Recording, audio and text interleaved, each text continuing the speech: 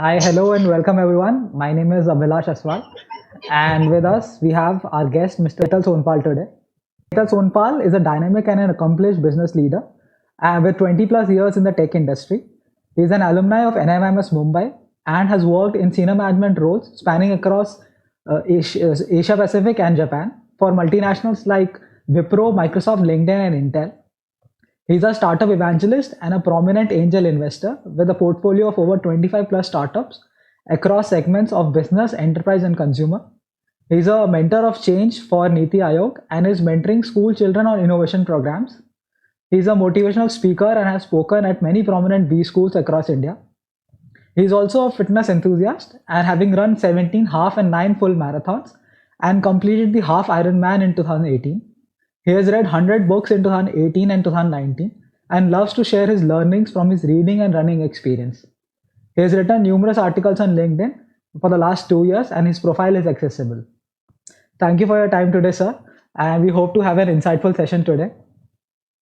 Hey, thanks a lot, Abhilash. It's a pleasure coming on board, and thanks a lot for coming up with a suggestion for this chat. I did get a lot of inquiries offline on LinkedIn, and a lot of people were asking me in terms of how are you managing stress and all. So it's good that you organize this forum so that we can discuss the topic at stretch. And I believe you've done a survey on something. So you want to brief about the survey which you conducted. Yes. How many people were there? What was the typical profile of the people who were there part of the survey as well? Yes, sir. So I've recently launched a survey and I'm still accepting responses on that. It is primarily for the students who have pursued summer internship in 2019 of summer. And right now I've received just a little over 100 responses with an equal split of both male and female. And the median age is around 24 years. And I'll be asking you some questions with regards to this during the course of this session. Very interesting. I think times are tough. I think Corona has hit us really hard. It's an unprecedented event for everyone. Is everyone alive right now? Because I think the last major flu was way back in 1918. Not any of us was around at that time. So it's a completely different experience. And I think because of the technology and media and flow of media across the globe, I think the awareness about a pandemic has been the highest in this one compared to any other crisis in the past. So it's quite natural for people to have both positive and negative reactions, more negative than positive. And I think that's the crux of the problem which we'll try and address, because I think the source of stress is negativity. And negativity comes from media. Because when you're locked down, your family is not pushing you into the negative zone, right? It's invariably the information which you get on the television and on the phone, and typically WhatsApp more than anything else, which is basically the source for the negativity. So I think that's a crux of it. But I'm sure, of course, more than welcome to hear the questions from you so that we can address the topic more in an organized way. Yes, sir. Indeed. So last few months have been tough for all of us, and most of us have been looking at the bad side of it, but we have forgotten the good side of it as well. So I want today's discussion to be an example of that, so that we focus on something positive as well. So before we begin, given the circumstances we are in, I would like to know what are your views about how coronavirus has affected our lives, and how there are some things that we will do differently from now on. What are your views on that? I think Corona has impacted us big time in the short and the long run. I think I would probably say short, medium, and long. I think in the short run, everyone who's looking at it is primarily looking at lockdown as the direct impact of Corona. A lot of deaths as a direct impact of Corona. But if I look at the mid to long term, I think the lifestyle change which it's going to bring about in certain sectors in the midterm, which is what we should mostly be worried about. The long-term impact is purely going to be financial and mental. And I think that's something which we should be most concerned about. Financial is something which will take time for us to address. It's a mental impact which we need to be most careful about, because to maintain a stable head, to maintain calm, to stay positive, is very easy for advising, but when it comes to actually implementing on oneself, it is phenomenally difficult, and there is no second thoughts on that. So if half of you are disbelieving and saying that all this is crap, then yes, maybe it might sound crap because it's not easy, right? It does require a lot of patience as well. Anytime when you decide that you want to take a positive stance, you need a supportive ecosystem to do that. You need friends who share that positivity. You need your family to support that positivity. You should have flow of information which is positive in nature. And currently, very little of that is happening. We would be very. I mean, anyone in the audience would be very fortunate if you, even if you have one friend who is like gung-ho and positive. Finding more than one is, of course, even more tougher. So I think there will be a lot of effort required from oneself. This is not a situation where you can call up a mentor and an advisor and assume that he or she will be all sorted. That's a big challenge. I was just speaking to a friend of mine, and I was like, this is a unique situation where Abhilash, you, me, everyone in the audience is exactly at the same level intellectually as Narendra Modi, Mukesh Ambani, Donald Trump for that matter. Yes, you might question Donald Trump's intellectual level at some point of time. I just took the example from the position which he holds and not from the level of smartness which he has displayed or not displayed for that matter. The reason I'm saying this is because from a predictability perspective, it's still very difficult to predict the end of Corona. I mean, I myself have made statements about the fact that it's likely to peak in India in June and July timeframe, and I think by October we'll start seeing the cases decline significantly to the extent where people will resume normal life. All this could prove to be too optimistic, and it could prove too pessimistic as well. Similarly, globally, there are obviously instances of Europe opening up. A lot of countries in the Asia have normalized to a great extent. China seems to have normalized. Disneyland in China has opened up. Forbidden City is open for visitors. So there are multiple instances where normalcy has already come back. Yet the factor which needs to be understood is that the normalcy, or the new normal, as they call it, is going to be very different in the short and medium term. People are talking about restaurants opening, and at the same time, they say masks are mandatory in restaurants. How the hell are you going to eat food with a mask on, right? So there would be certain things which will only get known once you implement them. Cinema halls are making bold statements that they're going to clean up the place, they're going to sanitize the place. But is it going to be really comfortable watching a 2-hour, 3-hour movie without the air conditioning on and the whole theater being closed? It might not be practical enough from a use case perspective. But then again, you will never know till you actually try it out, right? They might put up fans out there for comfort from a audience comfort perspective. So these are different scenarios which will get tested as you roll it out. So the thumb rule is stay positive, shy away from negative media as much as possible. The television is just giving you crap. Yes, I'm referring to news. The entertainment segment, of course, is live and kicking, but entertainment all is recorded content which is old, right? Very few live content is being recorded. Literally no new movies are coming out because the production teams are under lockdown. So you need to stay calm, allow things to settle down, and keep thinking, keep reading. I think that's what I would emphasize. Other thing which I would want to emphasize is the importance of fitness. I'm glad you talked about my fitness regime, which definitely is very important element as far as staying positive is concerned. A lot of people have talked about immunity being high if you stay mobile and stay fit. Very underwhelming, very not given enough importance. A lot of people have constraints because they're inside the house. But I know friends who have done a half marathon and a full marathon inside their house. So I would not agree that it's not possible to stay mobile when you're locked inside the house. Yeah. Indeed, sir. So talking about how industries have changed, so some of them were ready for a work from home setup, but some of them are not. So let's take, for instance, the education industry. a lot of teachers had to learn new skills in a very short span of time. So, what do you recommend for such professionals who face such situation next time in their lives? Good question. So, if I take the education industry, I think there are examples on either sides. While you did mention that hundreds and even thousands of teachers were caught unaware, they were not familiar with the digital technology, and even if the teachers were familiar, then the students didn't have laptops at home, desktops at home. There are more students who have been left high and dry with the only option of online education. But then there is another segment of students who are digitally equipped, schools who are digitally equipped, and they've been able to continue pretty seamless. I think what it indicates is from a investment perspective, I think the government would want to seriously look at opportunity to make significantly large investments of digital technology in education, both from a device and from a communication and from a content perspective.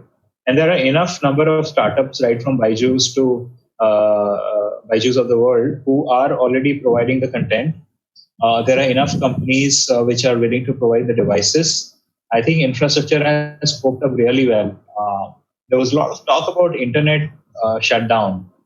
There was an internet lockdown being talked about, that with everyone being at home, everyone accessing internet on their digital devices, it was believed that the internet backbone of the country would collapse. And fortunately for us, it's not happened. It would have been unimaginable to think to be sitting inside the house for 70 days with no internet.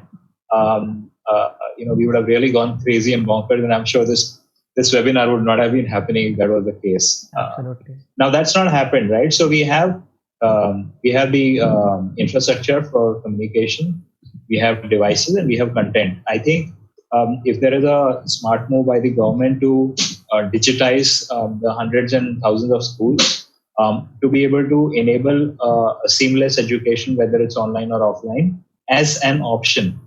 It's important to mention that as an option. I don't want students to stay at home forever. It's definitely not the way to grow up. Yeah. But to have that as a fallback option can ensure in any kind of a calamity, whether you have a major typhoon, as some parts of the country have experienced, or you have an earthquake where a lot of infrastructure gets damaged and maybe schools get damaged, or a similar experience like the pandemic like Corona, where mobility has to be restricted for students, then having a digital option works out. Now, education is one segment where it's been a pro and con. There have been positives and negatives. IT is one sector which has seamlessly adopted work from home, just because of the fact that bulk of the employees are anyway having digital devices either provided by the organization or at home, and they're of course used to working there. Their work is such that it can be done very easily from anywhere, not only from home. But there are definitely many sectors which definitely work from home doesn't make sense, especially like manufacturing or travel or hospitality, right? You can't work from home if you're a chef in your hotel. You can probably make a bit of food, but you can't work full-time chef staying at home. Right? So I think work from home is a temporary phenomena for majority of the industries. I would be surprised if there is a huge transition. I think the transition probably would be in single-digit percentages at best, or maybe 15% at most. As an option, it might probably be 50%. But as a regular affair, I think not more than 10-15% will adopt it. Of course, there are other industries which we can talk about, but the fact is that work from home is temporary; it's not permanent. Yes, indeed. So, talking about transition, I think commute is a major part of anybody who's working. So, what do you suggest? How should someone proceed with a smoother transition, since this is going to be a reality for some time now? So, I think that's a good question. If you talk about commute, I think there are pros and cons in every option, right? Especially if you have your personal vehicle, you live your life the way it is. I don't think there's an issue. I think the question comes in with people who use public transport. Public transport can clearly be divided between Uber and Ola, metros, and the last mile connectivity, which is basically e-rickshaws or tempos or small vehicles of any sort, which take you from point A to point B. It is going to be a challenge using public commute the way you did. The challenge can be reduced to a certain extent when you're wearing a mask, when you're making sure that you're sanitizing yourself when you enter the vehicle. It's further reduced if you have social distancing parameters. Like e-rickshaw is a very popular transport for last mile connectivity. And I know for a fact that many e-rickshaw manufacturers are already redesigning the e-rickshaw to be able to have a physical division, a plastic or a metal division, so that a four-seater can actually have division across the four occupants. So nobody is like coming in contact with the other passenger. Similarly, metros have got ready from social distancing perspective. Trains have been organized, train commute has been organized in such a way. Flights have been organized in such a way. So I think the big challenge will be with Uber and Ola, and I'm sure Uber and Ola have also made provisions. I did come across at least one photograph of a Uber taxi in Delhi where the driver has cordoned himself from the passengers with a plastic sheet, which means that he's ready for one passenger. If there are going to be more than one passenger, like a Uber share or a Ola pool, which I believe will take time. I don't think anyone will take a choice of a pool vehicle right now, considering the fact that you're looking at a random stranger walking into the vehicle next to you. Yes. I think occupancy will be less for public commute, no doubt about that. From a personal vehicle perspective, there is definitely a lot of positive trends about two-wheeler sales picking up.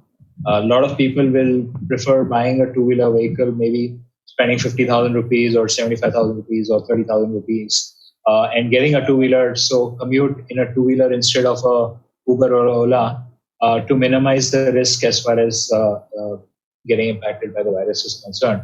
But honestly, all this is short term. I can't imagine someone going on a two-wheeler forever, someone who was comfortable with a Uber or a metro. Because as the normalcy comes back, I think the commute time on the road will come back to normal, or maybe be far more than the normal, right? So if you assume that, let's assume even if 20% of the Uber Ola riders or 20% of the metro riders, 40% of the public which use public transport decide to use two-wheeler for the next 2 months or 3 months, they will probably, that 40% will reduce to about 20% because 20% will go back to public transport. Once it's evident that public transport is safe enough, you reach that 70% impact as far as corona is concerned, and you have built up the herd immunity, which kind of gives you the comfort to take the public transport. So I think it's short term. People need to make arrangement for the short period of time. Organizations are definitely quite understanding. They're allowing you to work from home if you feel that the public commute is the only option for you. And you can't just buy a two-wheeler just for the whim of it. Yeah. So my next question is about boosting morale of employees. So now, as a business leader, it is important for you to continue your day-to-day operations and boost your morale of your employees simultaneously. Now, there are a lot of MBA students who have joined us today. So what is your advice for these budding managers on how they can boost morale of their employees or their team? It's a tough question. It's a tough situation. And as I just mentioned that while we are all seeing the likely financial impact, right? People are talking about GDP growth rate going down. People are talking about GDP growth being slowest. We had Rajiv Bajaj talking about flattening the GDP curve, which to a certain extent is true. We can't help that. A lot fewer people are talking about the mental impact of the corona crisis. And I think the mental impact, people being beaten down as far as morale is concerned, is out here and very evident. And when it comes to being a manager and being able to boost morale of your employees and your colleagues, I think that it all starts with boosting your own morale. You need to be positive enough to be able to get someone else's morale boosted up. You need to create that positive environment in your family. Be able to explain to your parents who might probably not be able to understand the exact impact of this crisis, depending on how old they are. Being able to explain to your spouse, to your sibling, to your children, making sure that they are not passing on their negativity to you. And then you say, okay, I've kind of sorted my house out, right? I've put my house in order, as they say. And then when you step out and you reach your place of work, you need to be able to carry that positivity to work. when you interact with your colleagues, when you interact with your boss, and when you interact with your team member, as the case might be. Now, as I earlier said, this is very easy to say. To actually implement, it's difficult. And I think it all starts with looking at what's in your control and what's not, right? The crisis is not in your control. To be able to cure patients is not your job. To be able to solve the migrant worker problem is not your job. Yes, you could do your bit in terms of charity. You could do your bit in terms of organizing camps or organizing events where you can help the poor and needy.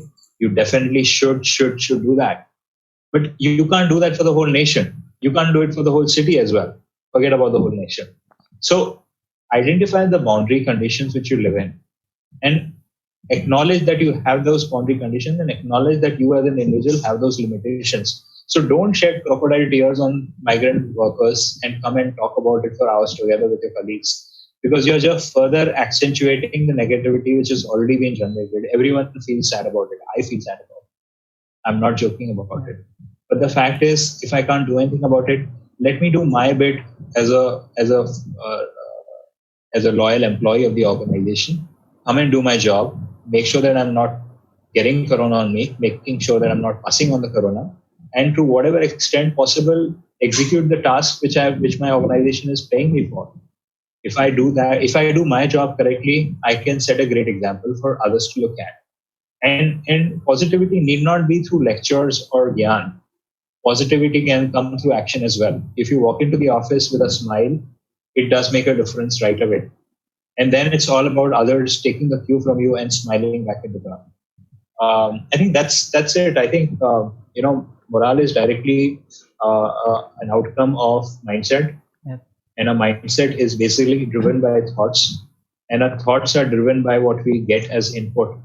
And as I said earlier, cut out news, cut out negative information flow on WhatsApp especially, and I think you'll immediately start seeing the results.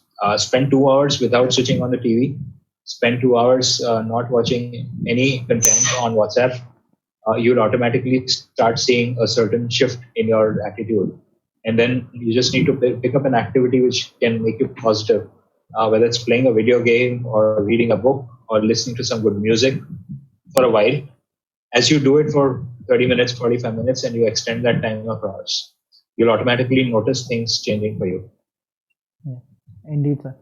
So let's move on to some questions from the survey. So for those of you who have joined us late, I conducted a survey recently and I have about 100 responses. This is about how organizations and students were acted upon during the coronavirus for their summer internship period. So one of the interesting findings that I have is 73% of the respondents said that they were anxious about the uncertainty of their summer internship offer. Now, what could someone do in such a case?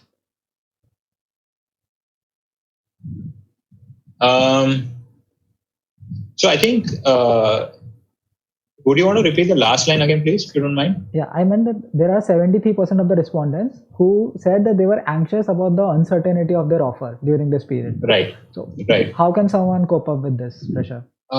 Look, I think that's something which the employee needs to worry. The prospective candidate need not worry about it. Look, you got an offer. There's a date for joining. The date might be adhered to or might be pushed back. It's not something which you can control. You can't go and organize a dharna outside the office of the employer and tell them to stick by the date. It's just not, it won't make sense. What would make sense is for you to utilize that time to get better prepared on your own or take the company's help. So on your own, you could probably read up more about the industry, about the organization, about the changes which are going on in the organization, acquire digital knowledge or digital tools, which invariably are useful. A lot of people resort to digital marketing because it seems to be the most popular course online. You do a course on digital marketing and you kind of feel more confident that you acquired another skill, and which is actually true. There's a lot of demand for digital marketing as a skill. So try and equip yourself with as much information as you can with regard to the organization which you're supposed to join. Number two is you can reach out to the organization and tell them, hey, my joining date is postponed. That's perfectly fine. why don't you provide me certain learning resources which you would have provided me anyway as a part of joining process, and I could go through them and get myself abreast, and I could save time and not do all that when I join. Number one. If you would like me to connect to a virtual group of fellow joinees who are supposed to join along with me, we could form a team as well, cross collaborate, maybe do a joint project activity, which will further help the organization in terms of reducing the effort when you actually come on board. The third thing is show sympathy and show understanding, right? A simple message to the HR saying that I do understand that your organization is going through certain challenges from the corona crisis perspective, and we fully appreciate the fact that it's not an easy situation, and we hope that things will be fine. A simple message like that can actually make a big difference in terms of the impact which you're driving towards the prospective organization. Let me take a minute and say that this holds true even in your message when you're seeking a new employment. If you're one of those candidates whose offer unfortunately has been withdrawn or has been deferred for a very long time, and if you need to look for another job, it's not an easy time for looking a job. It's not easy time for employers to hire people as well. Even if they have positions vacant, they might not want to hire someone right now because they're not too sure whether they will be able to honor the role, whether they will have enough work for that role. So they are also in a quandary whether to really go ahead and look for prospects now or not. But then again, there are organizations which look at this as a great opportunity to pick up talent. We already know of a few organizations which have laid off a lot of people. A lot of these people who have been laid off, in fact, all of them, I would say, were not laid off because of lack of capabilities. They were not laid off because lack of talent. They were probably laid off because of lack of cash in the organization to be able to pay them, or lack of opportunity from a work perspective because of the reduced work boundaries for that organization. So many organizations look at this proactively and say, hey, if so many people have been laid off, there'll be a lot of people who are good and we can actually hire them. Yes, the percentage of organizations of the latter type would be lesser than the former types. It's unfortunate, but it's true. But if you spend your time hard enough, you might probably come across those organizations. And when you do, please show a more of an understanding approach when you reach out to these organizations. Assume it's going to be no, and then start having a conversation, and you'll see the amount of positivity which you will get in return. Rather than assuming that they're going to hire you just because you're a top ranker in your college and it was unfortunate that the company took away your offer, you're still the smartest kid in the class and all those things. Please don't have those notions, because you need to start from scratch. Be humble and be understanding that the organization would not be ready for you. You need to give them time and patience for that. Yes, absolutely, absolutely. Another stark observation that I had was about 87% of the respondents said that their on-screen time has definitely increased during the past few months, and it is affecting their health. How should someone cope with that? I definitely would probably say yes to that survey as well. On-screen time has gone up. It's inevitable. It's more with the personal devices like smartphones and tablets, lesser with television, because television in most of the houses is a family affair. So if all of the members in the family are not watching the same program, then it's unlikely that everyone's TV time would have increased. With regard to smartphone and desktop and laptops, it's inevitable that the time would increase. But then you need to divide the kind of time that you're spending. Right?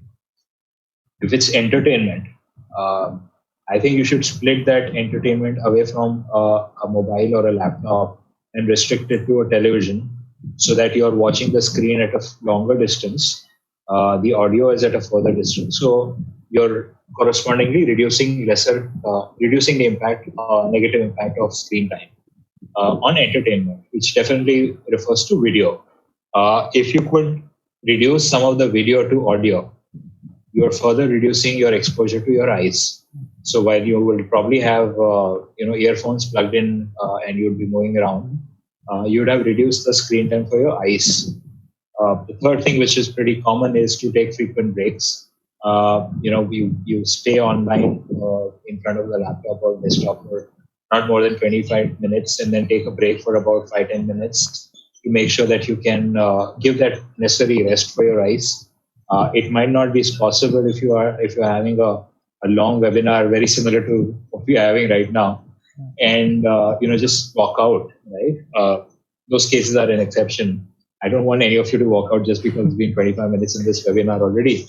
But then when you are having a formal or informal meeting with the colleagues and with your team members, I'm sure everyone would understand if you decide to have this as a protocol, not to have a meeting constantly beyond 25 minutes and take a break after that. As far as media is concerned, it's input and output.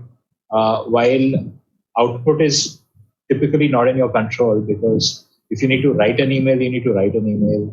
If you need to write certain text, you need to do it. But input definitely can be reduced. Stop browsing news sites on the on the laptop and the phone. Stop browsing as much news as you can away from the digital device, so that you can pass it on to the television, or you can pass it on to the newspaper for sure. Newspapers still have a better filtered content, and they're definitely a better medium for information on news than online. It can't beat the depth and breadth of online. I'm not questioning that.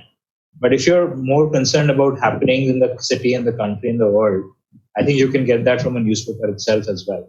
So switch to newspaper, move from laptop and smartphone to television, or take news and entertainment. There is no sports happening anyway, as much as possible. Reduce as much of content intake on the digital device. As far as dishing out content is concerned, what you need to type in an email, you probably need to type. There are a lot of audio to text tools. This is probably the best time to try and use it out, so that you don't spend too much time typing. You talk to the computer or the phone, and it types out, and they become pretty smart and pretty efficient, these tools, which is actually good nowadays. And a lot of your typing effort, your pain on hands, can get reduced by using that tool as well. And of course, there's reverse as well, but let me not get into that, which can convert audio to text. We don't need that. Yeah. Yes.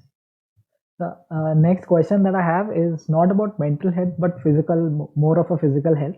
And it's the issue of having a work setup at home. Many of us don't have a proper work setup and end up using bed for working. So according to my survey, almost 60% of the respondents complained of having posture problems. So how can you suggest some ideas on how to take care of this?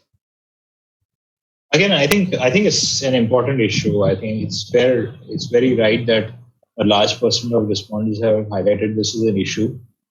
India is not a developed country. A bulk of people live in smaller houses, and one of the direct impacts of smaller houses is less space, especially less space for a table. And yes, it's not always convenient to sit on a dining table to work, especially when you have multiple members in the family, and all of them might need to use a table, and dining table doesn't turn out to be the most opportune place to sit and work.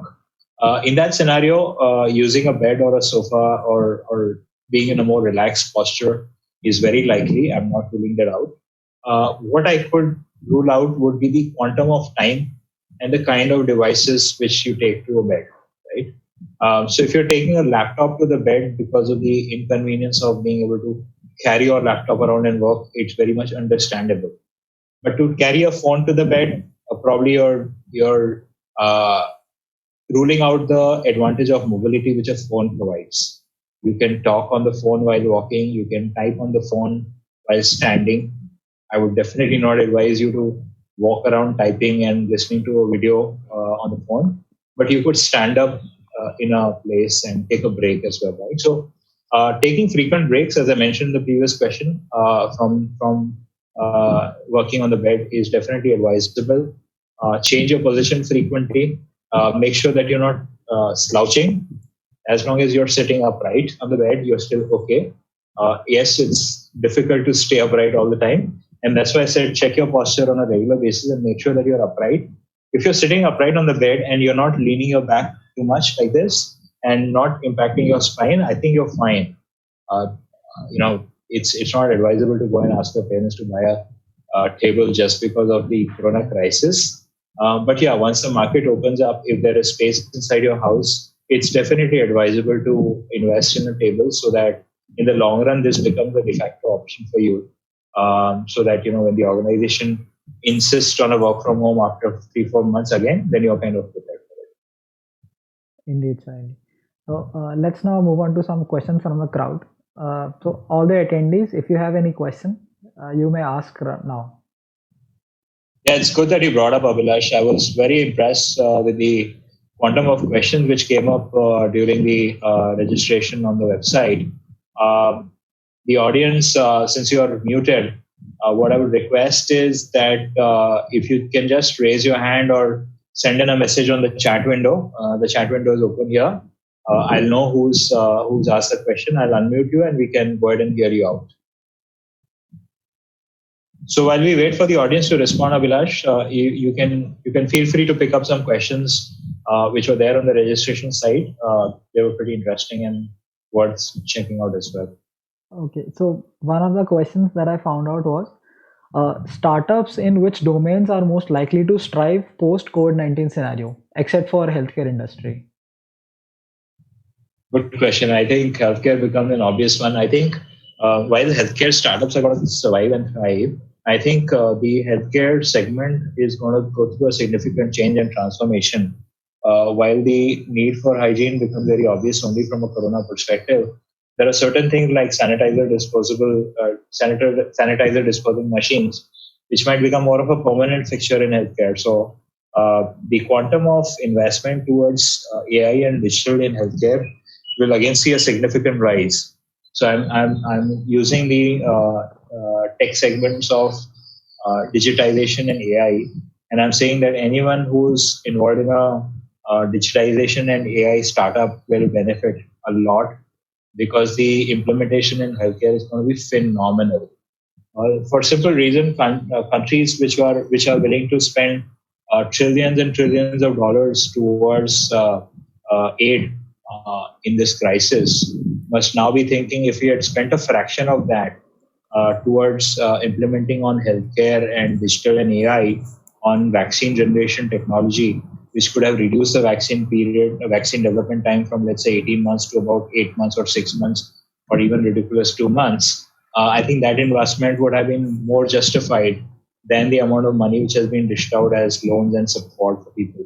I think the industries which are deeply impacted in the short run and the medium run obviously are travel, transportation, hotels, restaurants, and pubs in that order. Salons, yes, I would probably put salons as well because it's very difficult to maintain social distancing when you're actually running a spa.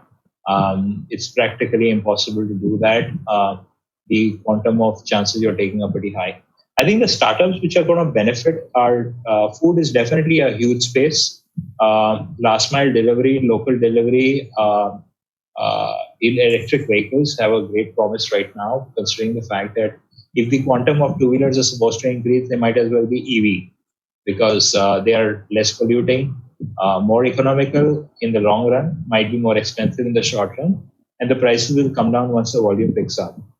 So I think electric vehicle two-wheelers definitely have a lot of promise other than the other segments. If I look at other segments, I think EdTech definitely has a great promise. A lot of education moving online means there will be a larger demand for both digital content, digital devices, and for portals, service portals which can dish this content out. Fintech has a huge scope.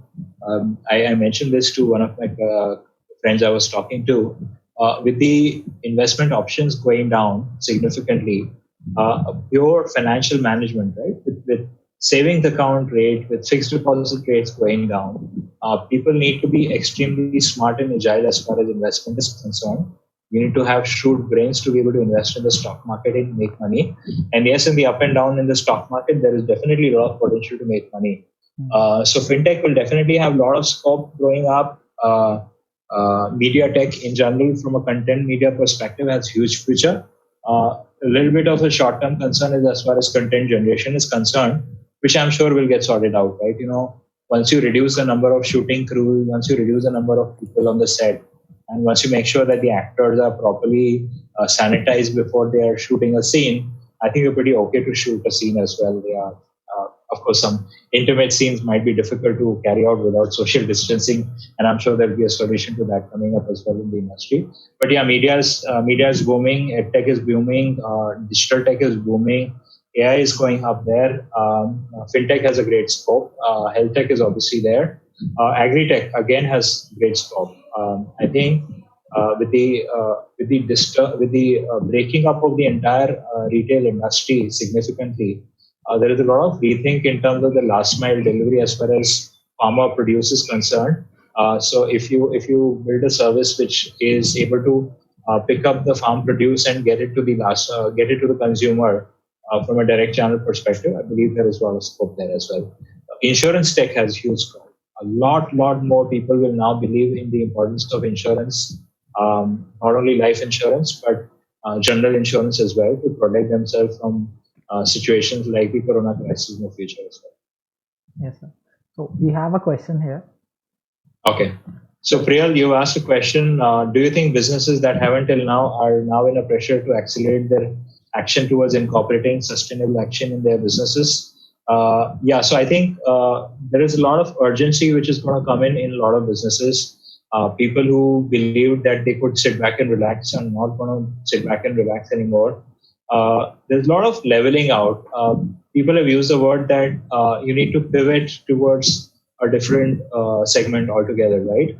So if you're a restaurant, if you're running a restaurant, even if it's a high-profile restaurant like Big Chill in New Delhi, you need to now prepare for delivery and takeaways. Which not only does it mean that you need to have a delivery engine in place. You might not want to use a Swiggy or Zomato. You also need to have. You are also giving a morale boost to the packaging industry. The packaging industry will again have a boost because of that.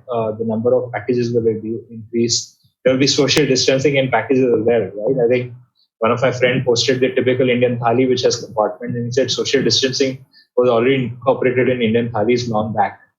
So yes, I think a lot of businesses will go through transformation. I already talked about transformation in healthcare, where a lot of things will need to be rethought, and those changes will become permanent forever. Indeed, sir. So I also have one more question from the survey form. Sure. So it is about not everybody is same. So it talks about how will different people with different mental conditions cope up with such stress. No, it's definitely true, and I think the world will definitely get divided between the smarter and the not so smarter people. And I think the people in the middle, right, the people who are in between the two, right, where they demonstrate smartness at some point of time, and yet are not smart in the current situation because the situation is too overarching. There's definitely going to be a difference perspective. And I think reading has a very important role to play. I cannot emphasize enough on how reading can make a difference. And today, reading surpasses all other challenges. If you can't get a physical book delivered by Amazon, you can get a digital book on Kindle. If you don't have a Kindle device, then you have a Kindle software on your mobile phone with which you can read books. And Kindle reading a book on the phone consume lot less power from the mobile phone than any other application for that matter. So you could be on the phone for hours together reading a book, and yet you would not have consumed enough of digital memory or whatever. So I think, and it gives you a lot of information on topics, supportive perspective. And books could be of two types. One is obviously the self-help type, right? Morale boosting type of books. The second is books which help you to increase your knowledge on a particular segment or a sector. You read a book, the author has spent years together studying on that topic. He's interviewed hundreds of people. He's conducted surveys. He's traveled. He's met senior educated people in the industry on that or in the academy on that. And then he's come out with a 300-page book, which you can probably read in 6 to 8 hours. So imagine in 6 to 8 hours, you can acquire knowledge which the writer had spent 15 years building up on that. I mean, this is a no-brainer in terms of the advantage which you can get. So I would emphasize read. I would emphasize talk to your friends and family. Reach out for professional help if you want to, but please, please, please don't sit in isolation and try and think yourself you'll come up with a solution, because you will not. Yeah. So next question is primarily for people who have to go out for their work. So it says that what is the advice for managing stress for people who are in the sales field who have been directly hit because of the COVID-19 at ground level? No doubt about that. I think if your job entails in being in sales and going out and meeting new people all the time, it's not going to be easy. Let's admit it. Let's accept it. The minimum thing which you need to do, wear a mask when you are commuting, especially when you're in close contact with anyone, you should be wearing a mask. No doubt about that. Keep your hands sanitized as much as possible. Anytime when you're touching any foreign body, whether it's a railing in the train, or a door handle in the Uber, or opening the door to a building, or any device, any hard surface you're touching, make sure you sanitize yourself immediately after that. Number one. If you can't sanitize right away, make sure that your hand is not touching your mouth or your ears or your nose or your eyes, or your for that matter, any part of your face for that matter, till you get a chance to sanitize. Look, it might sound difficult, but it's actually not. I think we Indians are used to having our hand accidentally touching our face all the time. I think it's time for us to change big time. I think that's one biggest change which we need to adopt. As long as our hands are not bringing the virus from a hard surface, or or even from touching someone else's hand or body and getting it to our face, I think we're sorted. You will not be, getting yourself threatened. That's as far as in person is concerned. And obviously, the hygiene when you get back home is to get your clothes off right away. Make sure you're not touching any surface if your hands are not sanitized. Get in the shower and have a nice hot shower. Make sure you shampoo as well, in case you feel that's also important. You need to do this before you come into physical proximity with any of your family members, and make sure that they're safe as well. Ultimately, I know that you can do all this and you might still get affected. Last thing you need to do is pray, and just hope that you have God's blessing to keep you safe. Yeah.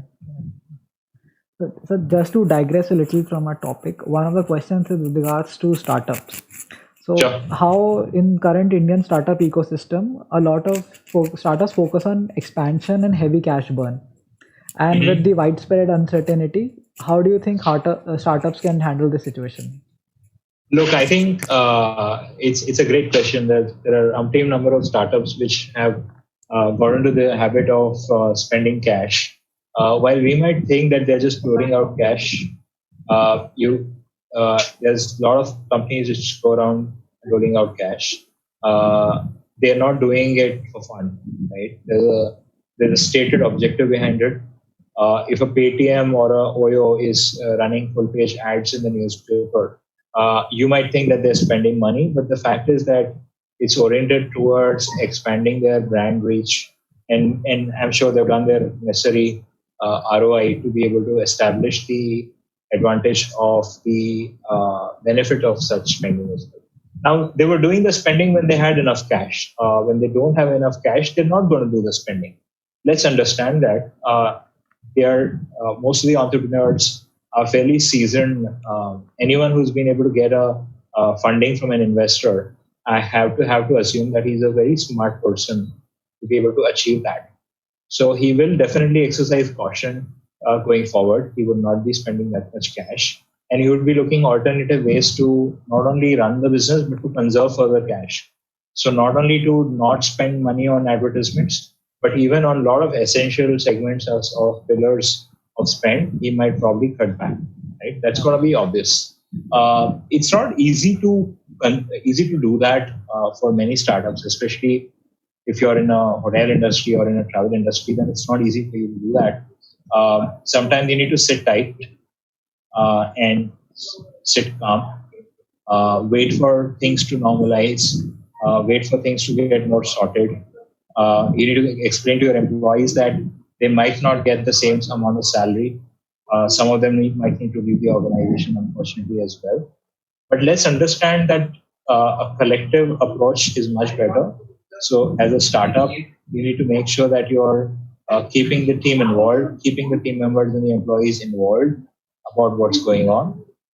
Let them understand that this is a short-term measure which you're going through, and once the situation gets better, then we'll probably see things getting better as well.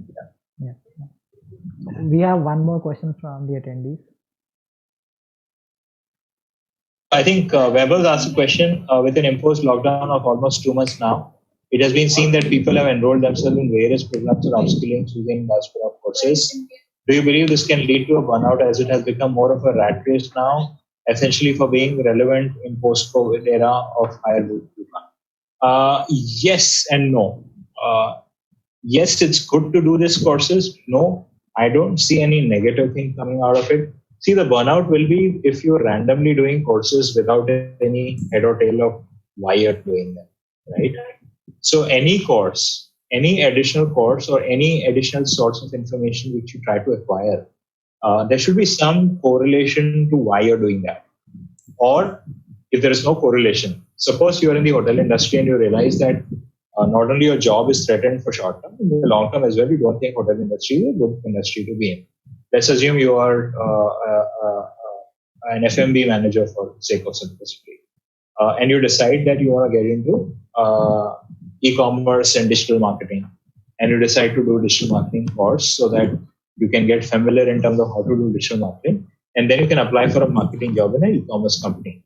So you identified the growth path. You're going to do a digital marketing course. You're going to look at the e-commerce companies which are running right now. You try and make a semblance of which e-commerce companies are doing well, which can be indicated by sales or by the ads which the e-commerce company is publishing, or by the recent news in the news article where that startup actually got funding from a VC, ABC, or whatever, right?